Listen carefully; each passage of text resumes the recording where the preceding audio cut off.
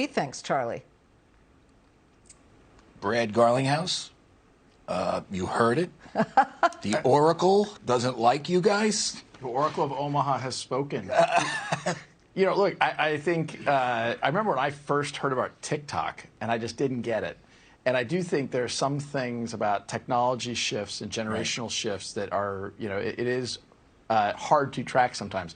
You and I both, I'm sure, remember Jamie Dimon just a few years ago talked about how Bitcoin's a fraud. You know, has his opinion changed in a way that understanding that whether it's Bitcoin or these other technologies, there's a lot of good to be done in the world. It's not evil. It's certainly not evil, and there's a lot of examples where you can use these technologies to make systems that we all depend upon more open, more efficient, and you know, look, I think bettering society. So you know, I'm not going to take the time to try to convince Charlie Munger or Warren Buffett that they're wrong. How old are they? I'm not 100% sure, but I've been told they're 91 and 98. Okay, so you know, we're not going to go there, all right?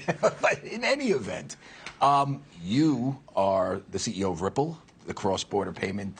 It's competing with the SWIFT system, correct? Correct. XRP is one of your, I guess, can I say it's one of your currencies? How do I do this? We talk about it as it's native to our technology stack. And it's under assault by the SEC. For sure. The whole industry, in my judgment, is under assault. But I think if your case, the SEC saying that it's a security, it's illegal essentially, pay us billions of dollars, and you chose to fight it.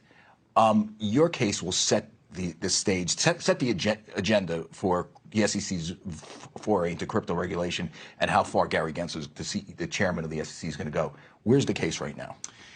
Look, from my point of view, the case has gone quite well.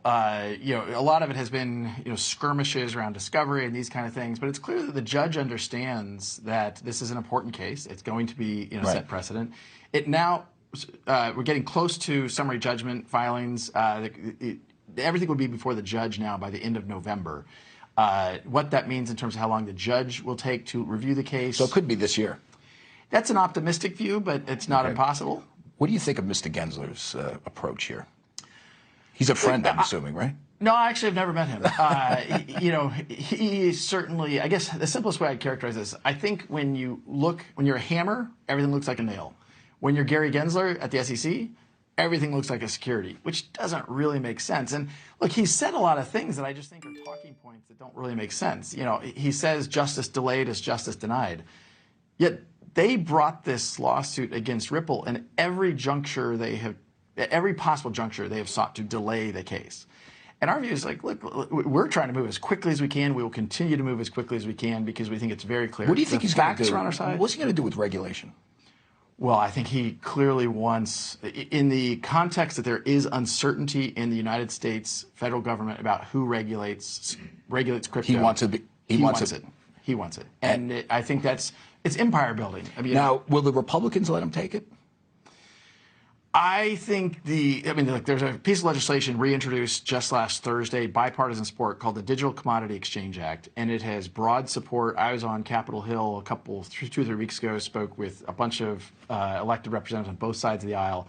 There's broad support that the CFTC needs to have a stronger voice here, and even the executive order that you and I have talked about before that Biden put out, it really calls for the SEC to work with the CFTC and other agencies. One more question before we let you go. I know you're a busy guy. Will there be a shakeout in crypto? Like, it doesn't really affect you guys because, you know, if you know something about XRP, Ripple, 2 different entities, but plus XRP is trading at whatever it is based on the SEC action. You can get a bump up if you win. You're kind of, I guess, you know, you're not going to be affected by the shakeout if there is one. Do you think there will be one?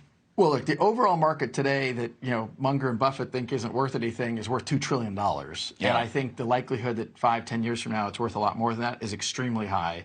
But I think that the whole industry will have some that fail because some of them I can't figure out what the utility is. What's the use case? Dogcoin. Doggy coin, Liz.